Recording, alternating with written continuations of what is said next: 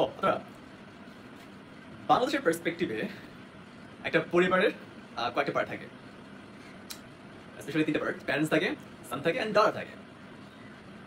সানের মোটামুটি ধরেন 2-4 জন সান আছে এবং 3জন ডটার আছে। এই 3জন ডটার 3 জায়গায় বিয়ে দেওয়া হয়। সনগুলো ফ্যামিলিতে থাকে, প্যারেন্টসের হয়ে ফাংশন করে, প্যারেন্টস যে করেছিল সম্পর্ক দেখাশোনা করে বা প্যারেন্টসের ফাংশন করে। অন দ্য আদার হ্যান্ড ডটারকে হচ্ছে বিয়ে দিয়ে দেওয়া হয়। সো ডটার যারা আছে তারা প্যারেন্টসের ফাংশন করে না।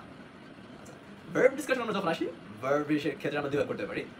লাইক এটা হচ্ছে ফাইনাইট ভার্ব, এটাকে আমরা সান বলতে পারি, এবং নন ফাইনাইট ভার্ব, এটাকে আমরা ডটার বলতে পারি। সো ডটারের ক্ষেত্রে আজকে আলোচনা করবো।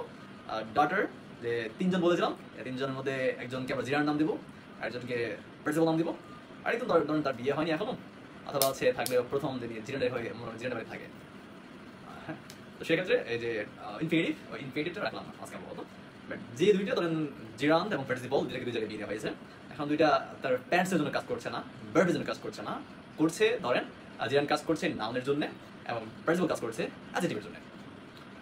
জিরান যেহেতু নাউনের হিসেবে কাজ করছে বা নাউন হিসেবে ফাংশন করছে, নাউনের যে ফাংশনগুলো এর মধ্যে থেকে নাউনের যে 5টি ফাংশন আছে, words as subject, words as object, words after preposition, and words as complement, and words as apposition.